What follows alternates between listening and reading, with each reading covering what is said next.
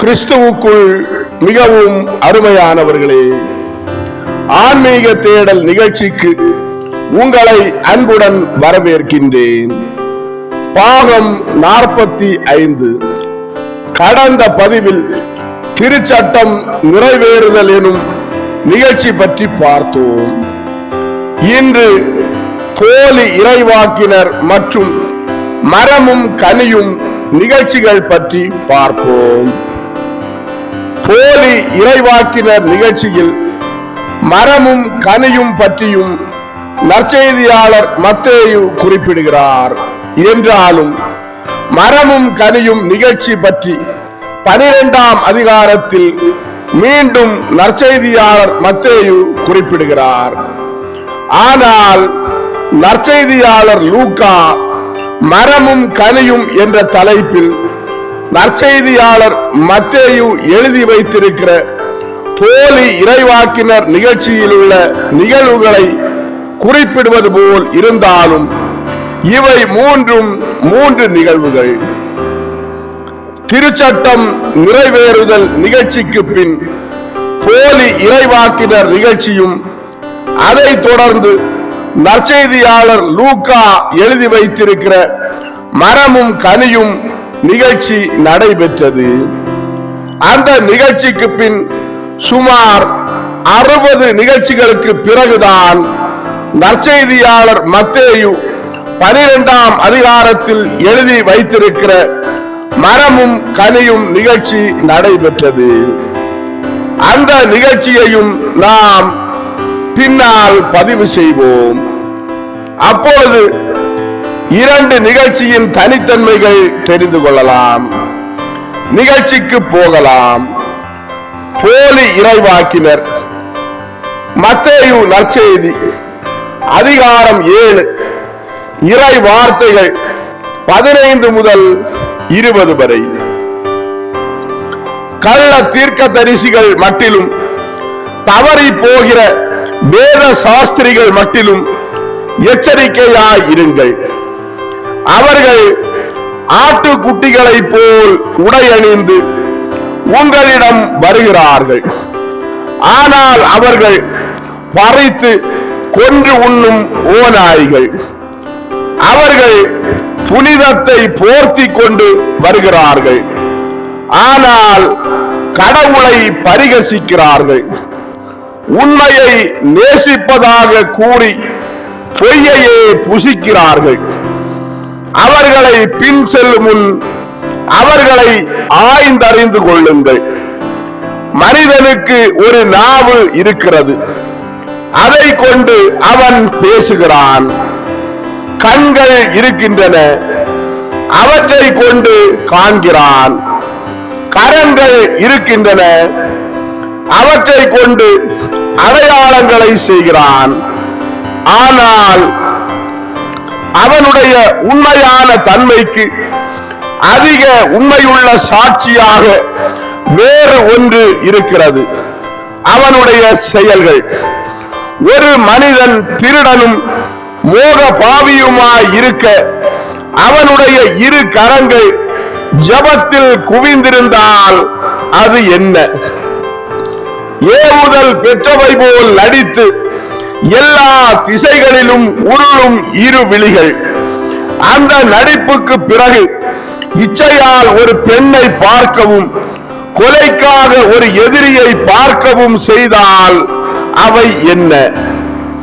ஒரு நாவு பொய்யான புகழ்ச்சி பாட்டை இசை ஒலியாய் எழுப்புவதிலும் தேனான வார்த்தைகளால் வஞ்சிக்கிறதிலும் திறமை பெற்று அது உன் புறத்தே உனக்கு எதிராய் அவதூறு பேசவும் உன்னை ஒரு ஈன மனிதன் என்று ஒதுக்கி விடுவதற்காக பொய் சத்தியமே செய்வதாகவும் இருந்தால் அது என்ன? கபட வேடமாய் நீண்ட ஜெபங்களை சொல்லியும் சடுதியில் அயலானின் நற்பெயரை கொல்லவும் அல்லது அவனுடைய நல்லெண்ணத்தை ஏமாற்றி கவிழ்க்கவும் செய்கிற நாவும் என்ன? அது அருவருப்பாய் இருக்கிறது. அதேபோல் உண்மையற்ற கைகளும் கண்களும் அருவருப்பானவையே. ஆனால் இந்த மனிதன் ஆண்டவரின் ஊழியன் என்று சாட்சி சொல்பவை மனிதனுடைய செயல்கள்தான், உண்மையுள்ள செயல்கள்.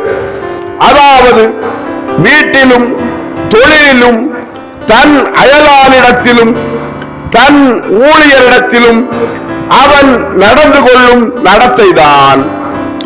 ஏனெனில் புனிதமான செயல்கள் உண்மையான வேதத்தின் கனிகளாக இருக்கின்றன. கிறிஸ்துவுக்குள் மிகவும் அருமையானவர்களே, போலி இறைவாக்கினர் நிகழ்ச்சி நிறைவடைந்தது. இதை தொடர்ந்து நற்செய்தியாளர் லூக்கா எழுதி வைத்திருக்கும் மரமும் கனியும் நிகழ்ச்சி பற்றி பார்ப்போம். லூக்கா நற்செய்தி அதிகாரம் 6 இறை வார்த்தைகள் 43 முதல் 45 வரை. ஒரு நல்ல மரம் கெட்ட கனியை கொடுக்காது, ஒரு கெட்ட மரம் நல்ல கனியை கொடுக்காது. இந்த முட்புதர்கள் எப்பொழுதாவது உங்களுக்கு சுவையுள்ள திராட்சை பழங்களை கொடுக்க முடியுமா? இவற்றை விட அதிகம் குத்தும் முட்களுடைய அதோ அந்த முட்செடிகள் என்றாவது உங்களுக்கு இனிப்புள்ள அத்திப்பழங்களை கனிய செய்து தர முடியுமா? அவை தர மாட்டார். இவற்றிலிருந்து சில புளித்த கருப்பு பேரீக்களும் அவற்றிலிருந்து உண்ணத்தகாத பழங்களுமே கிடைக்கும். அவைகள் பூக்கள் பூத்தாலும் முட்கள் உள்ளவைதான். நீதிமான் அல்லாத ஒருவன் தன் தோற்றத்தை கொண்டு மட்டுமே மதிப்பாக காணப்படுவான். மேலும் மென்தூவி போன்ற முட்கள் மெல்லிய வெள்ளி இலைகளால் ஆக்கப்பட்டு பனி துளிகளான வைரத்தால் அலங்கரிக்கப்பட்ட கொத்து போல் காணப்படும். கவனமில்லாமல் அதை தொட்டுவிட்டால் அது நூற்கொத்தல்ல, அது ஒரு முட்கொத்து என்பது தெரியும்.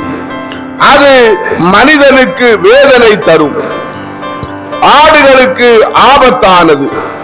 இதனால் இடையர்கள் மேய்ச்சல் நிலங்களிலிருந்து அவற்றை வேரோடு பிடுங்கி தாங்கள் இரவில் கொளுத்தும் நெருப்பில் அவற்றின் விதைகள் முதலாய் பரவி விடாதபடி எரித்து விடுகிறார்கள்.